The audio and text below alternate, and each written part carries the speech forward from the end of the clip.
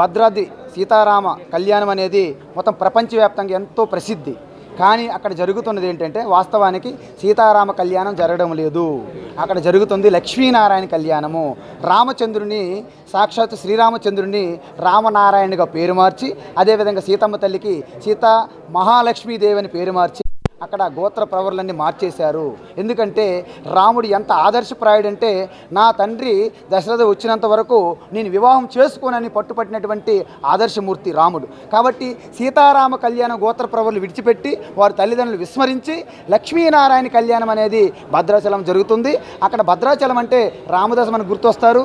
రామ్ అంటే ఈ మధ్యకాలంలో రామదాస్ సినిమా కూడా మీ అందరికీ తెలుసు. ఎందుకంటే వారు రాసినటువంటి 100కు పైగా ఆ పద్యాలు, దాశరథి శతకం, దాశరథి కరుణాపయోనిది నన్ను బ్రోవమని చెప్పవే సీతమ్మ తల్లి, నేను ఆల్రెడీ ఆ కోదండపానికి చెప్పండి, నేను 3 మంగళసూత్రాలు చేశారు. అప్పుడు మీరు చూడండి, ఇప్పుడు ఎంత అంటే క్రమంగా అక్కడ మొత్తం దేవాలయం క్షేత్రం అంతా ఉనికి చరిత్ర మొత్తం మార్చేస్తున్నారు. ఎలా మారుస్తున్నారంటే, ముందుగా రాముని పేరు మార్చారు 2012లో. తర్వాత ఏం చేస్తున్నారు, రాముని కళ్యాణం మారుస్తున్నారు.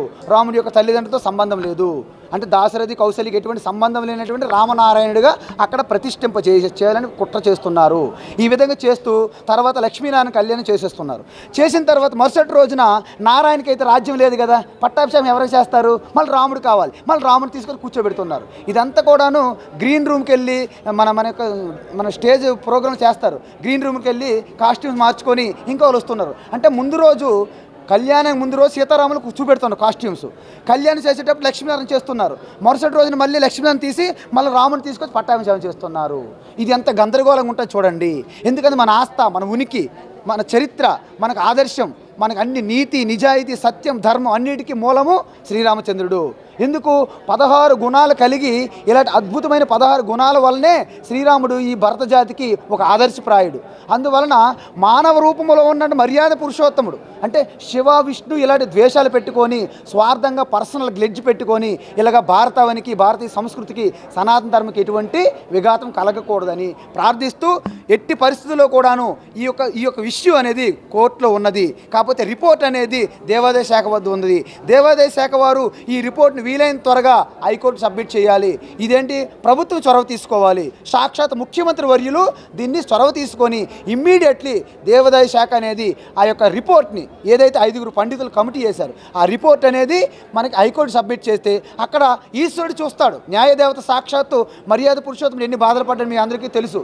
పట్టాభిషేకం రోజే కైకమ్మ ఆ మందర అనే ఒక కుట్ర వలన అడవులకు వెళ్ళాడు. అడవిలోకి వెళ్తే ఏమైనా సుఖం ఉన్నదా, అక్కడ సీతమ్మ తల్లి అపహరణ జరిగింది. ఆ తర్వాత రావణ్ణి సంహరించిన తర్వాత కూడా ఆ దేవతలు అందరూ వచ్చి నువ్వు విష్ణు అవతారంబు, అందుకే రావణ్ణి సంహరించమంటే రాముడు అన్నారు, నాకు విష్ణు అవతారం నాకేమీ తెలియదు, నేను దశరథ పుత్రుడు మాత్రమే అని స్పష్టంగా చెప్పాడు రామాయణంలో, వాల్మీకి రామాయణం. కాబట్టి ఎక్కడ చూసినా రాముడు అనేవాడు అత్యంత మానవ సమస్త మానవాళికి ఆదర్శమూర్తి. కాబట్టి ఆ సీతారామ కళ్యాణం అనేది ఘోర అపమానము, ఆ రామునికి అనేది ఘోర అవమానము. ఇది వంచన, దగ, మోసం జరుగుతున్నది. 5 పండితులు ఎందుకు ఇంకా రిపోర్ట్ని సబ్మిట్ చేయట్లేదు? 5 పండితులు రిపోర్ట్ సబ్మిట్ చేసి 21 నెల అయింది. 21 నెల అయింది అని దేవాదాయ శాఖ ఆ ప్రిన్సిపల్ సెక్రటరీ గారు ఈ రిపోర్ట్ని హైకోర్టు సబ్మిట్ చేయడం లేదు. అంటే ఆ వెనక ఏదో అదృశ్య శక్తి ఉన్నది. ఆ శక్తి అనేది మొత్తం వీళ్ళందరినీ ఇన్ఫ్లుయెన్స్ చేసి, మ్యానిపులేట్ చేసి ఆ రిపోర్ట్ని హైకోర్టుకి ఇవ్వకుండా ఆపుతున్నది.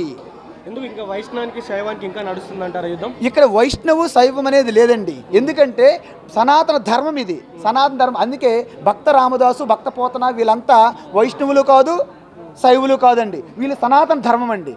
వీళ్ళు చూడండి, పోతనా మహత్యులు శివపార్వతుల కోసం ధ్యానం చేస్తే అక్కడ శ్రీరామచంద్రుడు ప్రత్యక్షమయ్యాడు. నువ్వు భాగవతం రాయ అన్నాడు. అంటే శివుడికి ధ్యానం చేస్తే రాముడు ప్రత్యక్షమయ్యి శ్రీకృష్ణుడి యొక్క చరిత్ర రాయమని వచ్చారు. ఇది అద్భుతమైనది. అంటే నా ప్రశ్న ఏంటంటే, ఇప్పుడు రామచంద్రుడి ప్లేస్లో లక్ష్మీనారాయణకి వాళ్ళు పూజ చేస్తే అసలు ఏం జరుగుతుంది, అంటే ఎందుకు చేయాల్సినటువంటి పరిస్థితి వస్తుంది? ఎందుకంటే రామచంద్ర అంటే వాళ్ళకు అనుమానం ఏంటంటే, రామ అనేది నారాయణ అంటే అష్టాక్షరిలో రా అనేది ఒక జీవాక్షరము, అదేవిధంగా నమశివాయ పంచాక్షరంలో మా అనేది జీవాక్షరం, ఈ రెండు కలిపితే అద్భుతమైన రామ. కానీ రామచంద్ర అంటే చంద్రశేఖరన్ గారు మనకి శివుడు మనకు గుర్తొస్తారు. కాబట్టి ఇందులో శివతత్వం అనేది యాడ్ అయిపోతుంది, ఎక్కువైపోతుంది, చంద్ర ఉండకూడదు. కాబట్టి నారాయణ ఒకటి తగిలించుకొని లక్ష్మీనారాయణ కనెక్ట్ చేస్తున్నారు. చేసినా పర్వాలేదు, కానీ ఇక్కడ లక్ష్మీనారాయణ కళ్యాణం అని ప్రకటన ఇవ్వాలి అడుగుతున్నాం. అదేవిధంగా సీతారామచంద్రస్వామి దేవాలయం పేరు ఉన్నది కాబట్టి దేవాలయం పేరు కూడా మార్చాలని రిక్వెస్ట్ చేస్తున్నాం. అప్పుడే లక్ష్మీనారాయణ కళ్యాణం చేసుకోవాలి. అంటే లక్ష్మీనారాయణ కళ్యాణం చేసుకునేటప్పుడు దేవాలయం పేరు ఏముండాలి? లక్ష్మీనారాయణ దేవస్థానం ఉండాలి కదా. అన్నిట్లో కూడా సీతారామచంద్రస్వామి దేవస్థానం అని ఉండి లక్ష్మీనారాయణ కళ్యాణం చేయని ఎంత విడ్డూరం అనేది మన ప్రశ్న, మనకు అందట్లేదు సమాధానం.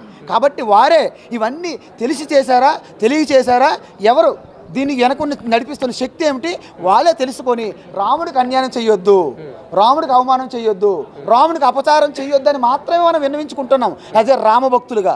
ఈ కార్యక్రమం కనుక 24 గంటల్లో ఒక ప్రకటన చేయకపోతే మేము స్పష్టంగా సీతారామ కళ్యాణం చేస్తున్నామా, లక్ష్మీనారాయణ కళ్యాణం చేస్తున్నామా అని చెప్పాలి. లేక సీతారామ కళ్యాణం అని చెప్తూ అక్కడ లక్ష్మీనారాయణ కళ్యాణం చేయడం అనేది ఎంత తప్పు కదా, ఇది అపచారమే కదా. దీన్ని స్పష్టత ఇవ్వకపోతే అదే భద్రాచల క్షేత్రంలో ఇంటింటికి సీతారామ కళ్యాణం గురించి చెప్తూ పాదయాత్ర చేసి మేము అదే రోజు అంటే మార్చి 27వ తేదీ 12 గంటలకి సీతారామ కళ్యాణం యొక్క సమయం, అదే సమయానికి అదే క్షేత్రంలో మేము యథార్థంగా ఆనవాయితీగా వచ్చినటువంటి సీతారామ కళ్యాణం అనేది తీరుతుంది. ఆ శ్రీరామనవమి రోజునే చెప్తున్నాం కాబట్టి శ్రీరామనవమి దగ్గరికి వస్తుంది కాబట్టి గతంలో అసలు 450 సంవత్సరాల నుంచి వస్తున్నటువంటి సంప్రదాయం ఆనవాయితీ ప్రకారంగా సీతారామచంద్రస్వామి కళ్యాణమే జరగాలి. సీతారామచంద్ర ఏంటి, రామచంద్రుడి యొక్క గోత్రం ఏంటి, అది వశిష్ఠ గోత్రము. ఆ యొక్క ప్రవర ఏంటి, దాశరథ అజుడు నాభాగుడు. అదేవిధంగా సీతమ్మ తల్లి యొక్క గోత్రం ఏంటి, గౌతమ గోత్రము. ప్రవర ఏంటి, మన ప్రవర చూస్తే జనక మహారాజు, జనక మహారాజు తర్వాత రస్వరోముడు తర్వాత స్వర్ణరోముడు. ఈ విధంగా ప్రవరతో చేసి సీతారామచంద్ర స్వామినే వరాయ అని చెయ్యాలి. అక్కడ ఏం చేస్తున్నారు, ఆదినారాయణ నారాయణ తీసుకొచ్చి రామనారాయణ వరాయ అని చెప్పి లక్ష్మీనారాయణ కళ్యాణం చేస్తున్నారు తప్ప సీతమ్మ తల్లి రాముడి కళ్యాణం జరగట్లేదనే మన గుండె ఘోష ఈరోజు. యాక్చువల్లీ మనకి రాజకీయ అభియోగం అనేది మాకు తెలియదండి, ఎందుకంటే మేము రాజకీయ నాయకులు కాదు. కాబట్టి నేను హిమాలయాల్లో ఉండే నేను సన్యాసిని, ఉత్తరకాశీ హిమాలయాస్, నాకు ఎటువంటి సంబంధం లేదు. కానీ నా యొక్క రాముడి కోసం ఇంత ఘోర అపచారం జరుగుతుందని బాధతో ఈరోజు మీ ముందుకు వచ్చి ఈ యొక్క పిలుపునివ్వడము, ఈ కార్యక్రమం నిర్వహించడం జరిగింది. దేవాదాయ శాఖ మంత్రి గారు, దేవాదాయ శాఖ ప్రిన్సిపల్ సెక్రటరీ గారు, అదేవిధంగా ప్రభుత్వ ముఖ్యమంత్రి, ప్రభుత్వ సలహాదారులు వీరందరూ చొరవ తీసుకొని అక్కడ దేవాలయ ఎగ్జిక్యూటివ్ ఆఫీసర్ వీళ్ళందరూ చొరవ తీసుకొని వీలైనంత తొందరగా 5 పండితుల కమిటీ రిపోర్ట్ ఏదైతే ఇచ్చారో దాన్ని హైకోర్టుకి సబ్మిట్ చేయాలి. ఇది మన డిమాండ్. తర్వాత న్యాయదేవత నిర్ణయిస్తారు తీర్పు ఏంటి అనేది. 2012 నుంచి ప్రవర కావచ్చు, గోత్రం కావచ్చు, మార్చి చదువుతూ ఆ కళ్యాణం నిర్వహిస్తున్నారు. అవును. సో ఇప్పుడు మీ డిమాండ్ అంతా కూడా గతంలో ఏదైతే సీతారామచంద్రునికి సీతారామచంద్ర స్వామికి సంబంధించిన సీతారాములకు సంబంధించిన ప్రవర గోత్రాలతోనే సీతారామ కళ్యాణం జరగాలి. మరుసటి రోజున రాముని యొక్క పట్టాభిషేకం జరగాలి.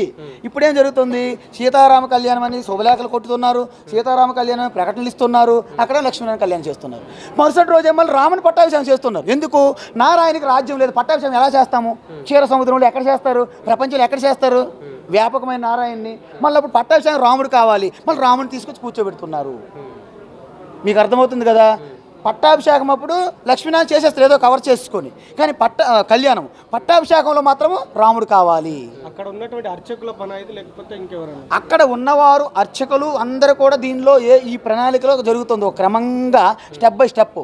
మీరు మొట్టమొదటి అక్కడ అన్ని ప్రూఫ్లు ఉన్నాయండి. కంచర్ల రామదాసు అంటే రామదాసు గారు మొదటి శుభలేఖలో ఎలాగ వేశారంటే 3 ఉంటాయండి మంగళసూత్రాలు. అక్కడ ఎక్కడా ఉండదండి ఇలాంటి విచిత్రం. మనకు 2 ఉంటాయి మంగళసూత్రాలు, ఎందుకంటే వధూవరుల తరపు నుంచి వచ్చినవి. అక్కడ 3 మంగళసూత్రాలు ఉంటాయి. ఒకటి జనక మహారాజు తరపున, ఇంకొకటి దశరథ మహారాజు తరపున, 3వది సమస్త రామభక్తుల తరపున 3 మంగళసూత్రాలు ఉంటాయి. మొదట ఈ మంగళసూత్రాలని రాసేవ శుభలేఖలో, ఈ మధ్యన వస్తున్న శుభలేఖ చూడండి ఆ పేర్లు తీస్తారు. 3 మంగళసూత్రాలు కూడా రామదాస్ జస్ట్ పెట్టాడని రాసేస్తున్నారు. అంటే క్రమంగా 1 by 1 రిమూవ్ చేసుకుని తొలగించుకుంటూ వస్తున్నారు. ఇది ఒక ప్రణాళికబద్ధంగా జరుగుతున్నది, ఇది ఒక కుట్రపూరితంగా జరుగుతున్నది.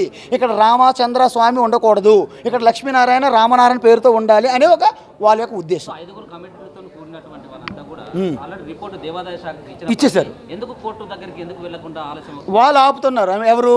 దేవాదాయ శాఖ వాళ్ళు ఆపుతున్నారు. వారి వెనక ఎవరున్నారు అదృశ్య శక్తి మనకు తెలియదు కదా. మీరేమనుకుంటారు? అది నేనేం అనుకోవట్లేదు. రాముడే ఏదైనా చెప్పాలని అనుకుంటున్నాను నేను. ఎందుకంటే నేను ఎవరి మీద అభియోగం చేయడానికి నేనేమంతా రాజకీయంగా మాట్లాడలేం కదా, ఎవరి పేరు తీసుకురావడానికి. అంటే 21 నెలల నుంచి పోరాడుతున్నారు. 21 months నుంచి వాళ్ళు రిపోర్ట్ ఇవ్వట్లేదు. అదే దాని గురించి తెలియకపోవడం ఏముంటుంది? నేను ఎక్కడ ఉండేవాడిని కాదు, నేను ఉత్తరకాశీ వాసిని. నేను ఈ మధ్యన వచ్చాను. నాకు తెలిసింది జస్ట్ 2 నెలల క్రితం ఇది. ఎందుకంటే నేను భగవద్గీత ప్రచారకుడిని, బ్రహ్మ విద్య ఆచార్యుని.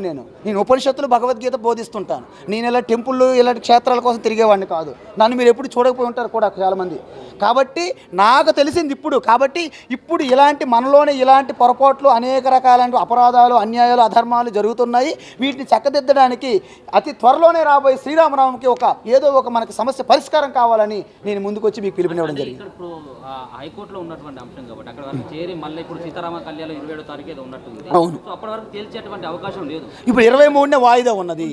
రిపోర్ట్ సబ్మిట్ చేస్తే 23నే వస్తుంది మనకి రిపోర్ట్. ఒకవేళ కనుక రాయిపోని ఏడల అదే భద్రాచలం వెళ్ళి గడప గడపకి సీతారామ కళ్యాణం గురించి తెలియజేసి అవసరమైతే పాదయాత్ర చేస్తాము. అదే సమయానికి అదే భద్రాచల క్షేత్రంలో సీతారామ కళ్యాణం జరుపుతాము అని చెప్తున్నాం. దేవాదాయ శాఖ ఒప్పుకుంటుందంటే దేవాదాయ శాఖ ఒప్పుకున్నా, ఎవరు ఒప్పుకున్నా, రాముడు ఒప్పుకుంటే చాలు. మనకు తక్కువేమి, మనకు రాముడు ఒక్కడుండే వరకు అన్నారు. రాముడు ఒక్కడ మన పక్క ఉంటే ఎవరు ఒప్పుకోవడంతో మనకేం పని ఉంటుంది? ఇది తెలియజేయడం, రిక్వెస్ట్ చేయడం అయ్యింది. ఇది శాంతియుతంగా మేము చేస్తాము. ఎటువంటి విద్వేషాలకి సంఘర్షణ లోను కాకుండా శాంతియుతంగా పాదయాత్ర చేసి శాంతియుతంగా నిరాహార దీక్షలు చేస్తాము. శాంతియుతంగా సీతారామ కళ్యాణం అనేది అక్కడ జరుగుతుంది. శాంతియుతంగా. ఇది రామరాజ్యము, గాంధీ శాంతి అహింస, సత్యం అహింస. రామ భక్తులందరూ కూడా ఈ విషయాన్ని గమనించండి. మనకు సీతారామ కళ్యాణం అని పేరు చెప్పి లక్ష్మీనారాయణ కళ్యాణం చెప్తున్నారు. మనకు లక్ష్మీనారాయణ వ్యతిరేకం కాదు. సనాతన ధర్మంలో లక్ష్మీనారాయణని నేనే తిరస్కరించినట్టు, వ్యతిరేకించినట్టు కాదు. నా ఉద్దేశం ఏంటంటే అది లక్ష్మీనారాయణ దేవస్థానం అని చెప్పండి, పేరు మార్చండి. అదేవిధంగా లక్ష్మీనారాయణ కళ్యాణం చేస్తున్నామని చెప్పండి, చెయ్యండి. ఆ మరుసటి రోజున పట్టాభిషేకం నారాయణకే చెయ్యండి అని మా యొక్క రిక్వెస్ట్, విన్నపం. ఇది చెయ్యకుండా అది సగము ఇది సగము, ఇదేదో సినిమాల కాస్ట్యూమ్ మార్చుకొని ఫస్ట్ శ్రీరాముని చూపెట్టడము, ఆయన పక్కతోసి లక్ష్మీనారాయణ కళ్యాణం చేయడము, ఆ మరుసటి రోజు మళ్ళీ రామ పట్టాభిషేకం చేయడము, ఇదంతా చూస్తే ఒక డ్రామా నాటకం అనిపించడం లేదా? కాబట్టి రామభక్తులకి ఏమవుతుంది? రాముడు అనేవాడు ప్రతివాడు మన చేతి మీద పచ్చబొట్లు పొడిపించుకుని రామరామని ఉన్నది. మన అణువణువు రామరామ శబ్దంతో ఘోషిస్తున్నది. ఆత్మారామగా వెలుగొందుతున్నాడు, విరాజిల్లుతున్నాడు ఆత్మారామ.